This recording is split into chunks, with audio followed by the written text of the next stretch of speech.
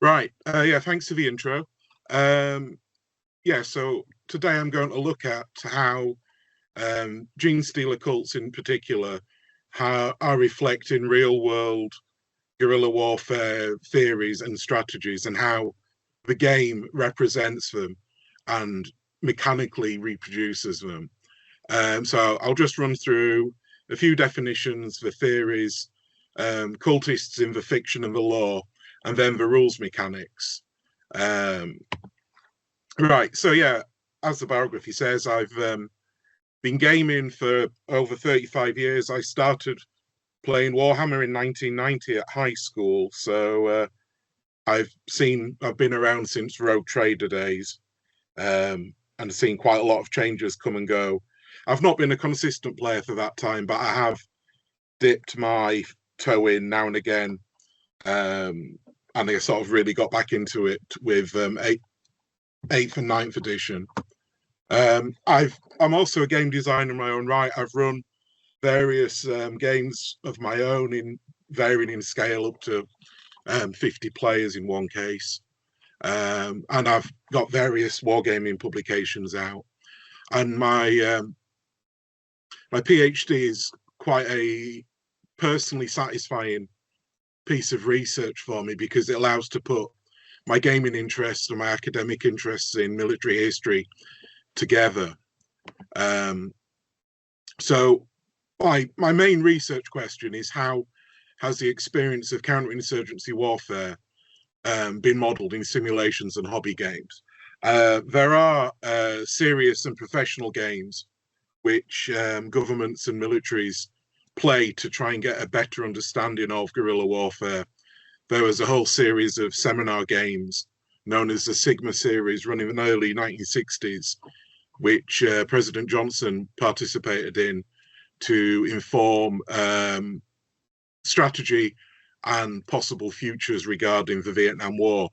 And some of the things in the games came true, and some of the things in the games which were ignored also became a problem in Vietnam. So I'm not saying these games are in any way predictive or could be used as a crystal ball into the future, but they are very good at raising questions and raising points which you might not have otherwise considered.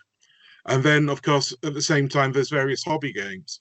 And you probably won't be surprised, and there was a fairly viral video a couple of weeks ago from the on YouTube about serious games and hobby games overlap. But there's a lot of people have taken inspiration from the hobby sphere and brought that into professional games in terms of mechanics. So there is quite a lot of links. And obviously what I'm doing for this is bringing my real world research and applying it essentially to the fictional setting of the Warhammer 40,000 universe. And the Genestealer cults are really the other side of the coin, if you excuse a pun, there. And at this point, I'm looking at it from the insurgent point of view. I've put David Drake, Hammer Slammers there as another fictional universe worth considering. David Drake himself was a Vietnam veteran. He was a intelligence officer in an armored unit who was in Vietnam in the late 60s. And he wrote a series of sci-fi novels known as the Hammer Slammers series, which itself has been turned into a game. So if we move on to a few definitions, asymmetric warfare and guerrilla warfare are really nowadays become synonyms for a type of tactic where a much weaker force takes on a much larger force by leveraging certain advantages such as ambush, surprise, not fighting for territory and withdrawing after a conflict, basically being hard to pin down and using their smaller numbers and superior mobility to confound a large, slower moving big force, which is something you very clearly see with the way Genestealer cults are presented both in the game and in the fiction. An insurgency, obviously guerrilla warfare is part of an insurgency, but an insurgency should be seen as a sorry, I'm just moving my cat. Yeah, an insurgency is a process by which a non-state actor will take over a country in a series of escalating steps, resulting in a final open battle for control and taking over a nation state. And obviously, again, there's parallels with the Genestealer Cults, the early fiction of an early lore of a single gene stealer landing on a planet, starting a seed through its psychic abilities and impregnating people through what was known as a gene stealer's kiss and developing generations of hybrid, has got a clear parallel with the political motivations of a lot of insurgencies from the mid 20th century, where nationalism and nationalism, especially allied with a communist ideology, was a driving force of perpetuating and propagating an insurgent's will and getting recruits to the cause. So the parallel there between the psychic ability of the gene stealers at the low level of control and dominance, as well as the persuasiveness and dogma of a communist ideology, I think are very clear. And I've got terrorism at the end there. And again, terrorism is one of those things which needs to be thought as both a tactic you can employ as well as a strategy in its own right. So in guerrilla warfare, in insurgencies, acts of terrorism are committed, and the primary goal of them is to reduce confidence in the incumbent government to fulfill its security functions and to weaken people's belief in it as a legitimate political entity. Whereas terrorism as a strategy, you are looking at applying sufficient pressure on a government through repeated acts of terrorism to change politically, which is different from an insurgency where you would effectively keep fighting your guerrilla war until you were strong enough to take over. So I think keeping this in mind as I continue on will be helpful. So if we move on to guerrilla warfare theory, the biggest early writer was, of course, Mao, and he was writing in the backdrop of the Chinese instability of the early 20th century, since the warlord era from 1911 onwards, and then the formation of the Chinese Communist Party, the rivalries with the Kuomintang, the nationalists, the invasion of the Japanese, which started in Mongolia in 1931, sort of well before the traditional start of World War II. All of this impacted Mao's theory and how he developed his political as well as military ideas, fighting as a guerrilla combatant and a leader of guerrillas in this backdrop.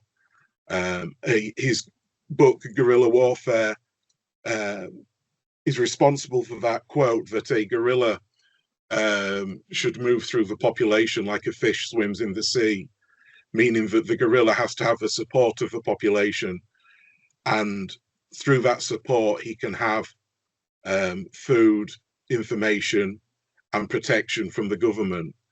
And Mao lays out certain things that a guerrilla should do to not lose the trust of the host population, the indigenous population. Obviously, there are, of course, warnings against those who would spy or go against the what he sees as the inevitable progress of communism and, well, in Maoism in China.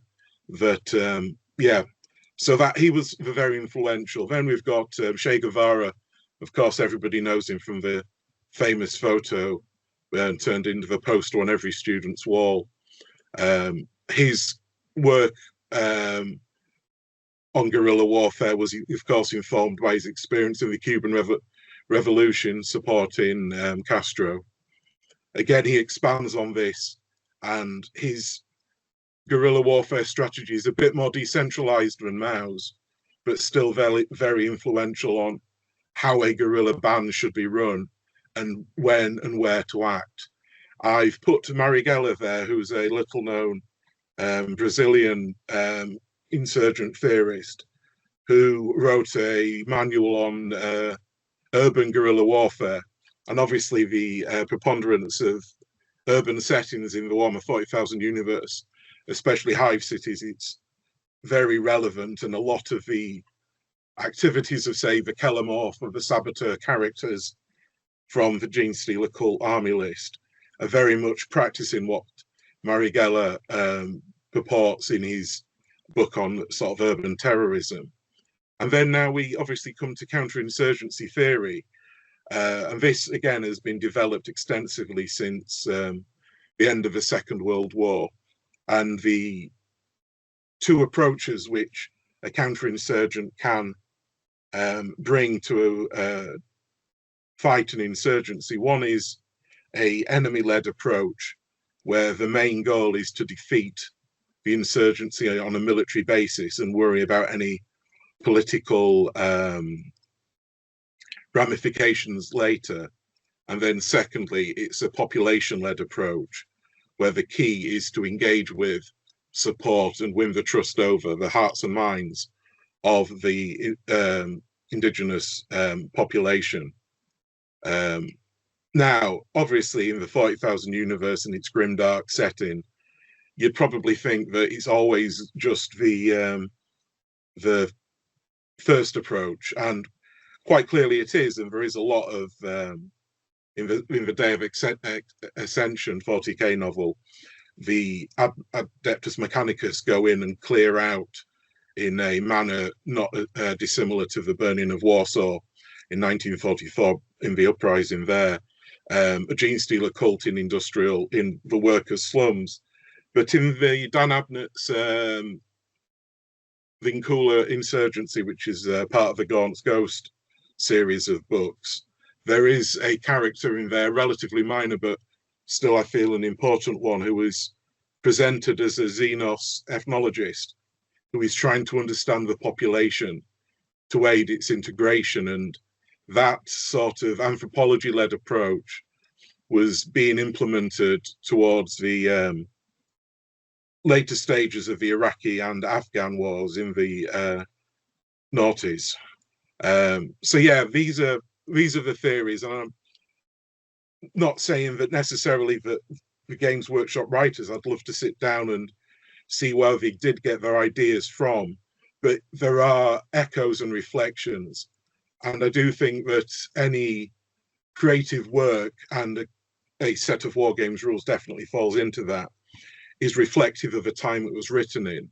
And obviously since 2001 and the wars in Iraq and Afghanistan, that has been a very large cultural backdrop in the West, and it can't have failed to inform how people come to write the rules, even at a sort of subconscious level.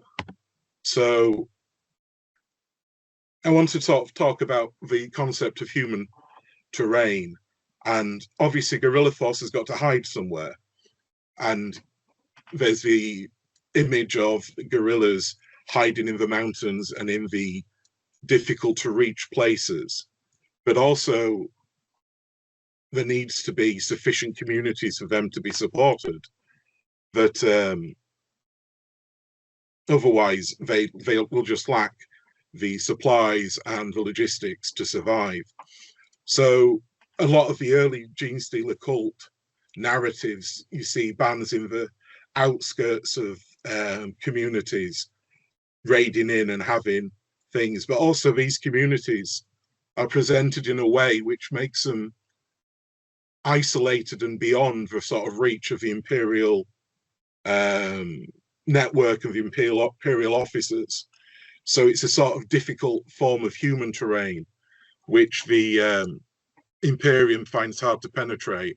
And its usual approach of purge and heresy and kill the Xenos, obviously isn't very successful at all. So moving on from that, we've got, like I say, a few of the best examples I've found of guerrilla warfare in Warhammer fiction, which the Day of Ascension, Cult of Spiral Dawn, various other short stories as well by Peter Verharvey, and Vincula Insurgency. So the Genestealer Cults, their way of taking over a world is very much like the escalatory steps in a Maoist insurgency. First, there is the lone Genestealer setting up the immediate cult and forming the core of the force. The equivalent from Mao would be the guerrilla leader who gathers together the initial cadre of loyal and reliable guerrilla fighters. You've got an increased presence where they infiltrate communities and spread their influence. And again, the Genestealer cults, we clearly see that the generations of hybrids coming forward.